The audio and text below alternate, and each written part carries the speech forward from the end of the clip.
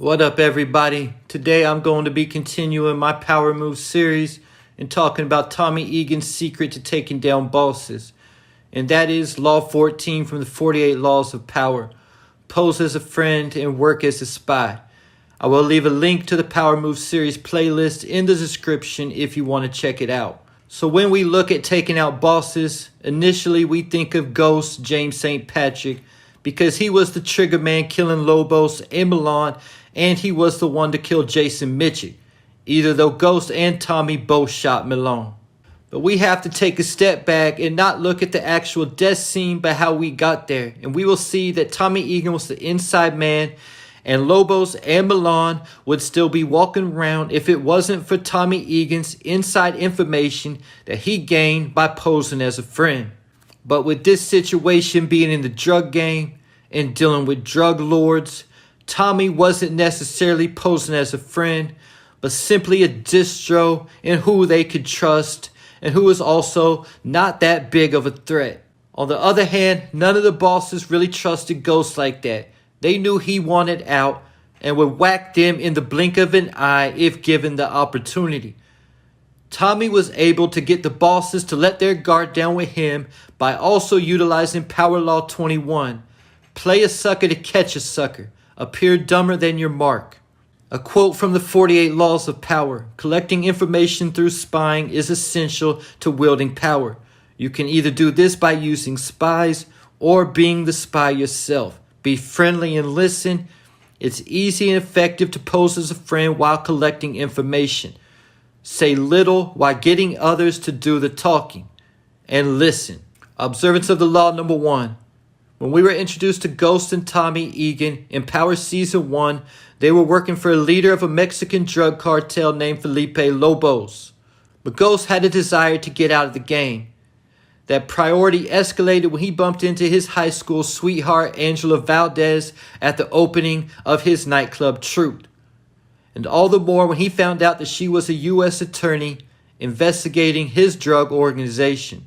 We know that Angie was also using principle pose as a friend, work as a spy to try to set up Jamie in a meeting with Lobos. But Ghost was 3 steps ahead of Angie and played right into her hands to take down Lobos and Tommy. From here, Ghost used evidence he stole from Angela's apartment to get Tommy out of jail, and he put a hit out on Lobos from the inside. The problem was, Lobos survived the hit and knew it wasn't the Jimenez, but it was Ghost. From jail, Lobos demanded Tommy kill Ghost, or he would have Tommy, Holly, and their dog all killed. What could Tommy do but agree? Besides, him and Ghost were no longer speaking anyway. But Tommy couldn't bring himself to kill Ghost. Some time had passed and Tommy still hadn't killed Ghost. He actually killed Holly for putting a hit out on Ghost. And Lobos was going to be transported to another facility set up by his inside man Mike Sandoval. But Tommy was still Lobos' distro, and Lobos still trusted Tommy, either though he had not killed Ghost like he had been told. But he had been moving product, and Tommy wasn't a threat. So Lobos enlisted Tommy to help break him out of jail, but Lobos' men planned on killing Tommy when the job was done. But Tommy gave Ghost a drop, and after they broke Lobos out, Tommy pulled the SUV to the spot Ghost was waiting, and Ghost shot Lobos' soldier, all while Lobos was still handcuffed. And we know the rest was history for Lobos. He had a good run though. But just when Ghost thought he was out the game clean, he found out his nosy security guard Dean was actually Serbian mob boss Milan, a psychopathic serial killer who was rumored to even eat people. Ghost was furious about this and was trying hard to find a way to bring down Milan. He tried applying the mirror effect, Power Law 44. Milan knew everything about him, so he had to learn everything about Milan so he could find out his weakness. But Milan was on to Ghost and even showed up at his penthouse. But Ghost was not moved by threats or anything else. He wanted to take Milan out one way or another. Tommy tried to tell Ghost to let him handle it his way, but Ghost wasn't hearing him. All the while, Milan had taken a liking to Tommy because Tommy was broken at the time after killing Holly, and Milan loved it. and even started disrespecting his own soldiers while giving Tommy preferred treatment. And Tommy peeped it, something Ghost would have never been close enough to do. So Tommy eventually used this to turn Milan's Lieutenant Pitar, who he had been mistreating, against Milan. Pitar had the ears of the rest of the soldiers, and the night Milan was supposed to kill Ghost, he got set up and was killed by Tommy and Ghost. One of the funniest lines in Power was when they shot Milan and Tommy told him, "I'm not gonna eat you," getting me to how Ghost killed Jason Mitchell. Now this one was a little different than the other two because both Ghost and Tommy were utilizing Power Law 14, pose as a friend, work as a spy. After killing Milan, Tommy started working for Milan's supplier Jason Mitchell, and everything was good for a while until Tommy killed Angela, and Ghost decided out of all places he would kill Tommy. It would be at Jason's warehouse. But Jason was expecting Ghost to be waiting for him and took Tommy's keys, and one of Jason's soldiers was killed in Tommy's car. Jason now started playing both sides. He had Ghost paying him for killing Tommy, and Tommy paying him for protection from Ghost. Jason continued playing both sides for a while, even robbing Ghost and Tommy of $1 million at one point. But it wasn't until Jason made Ghost and Tommy start working together again after Dre failed to show up at a meeting that Tommy agreed Jason had to go.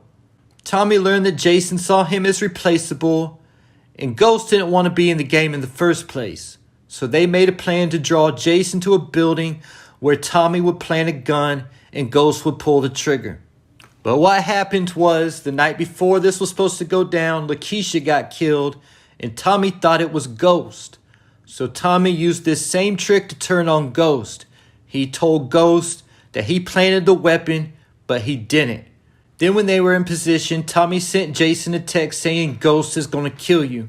But Jason was no match for Ghost in combat, and Ghost killed Jason with a string before the elevator could even reach the top floor.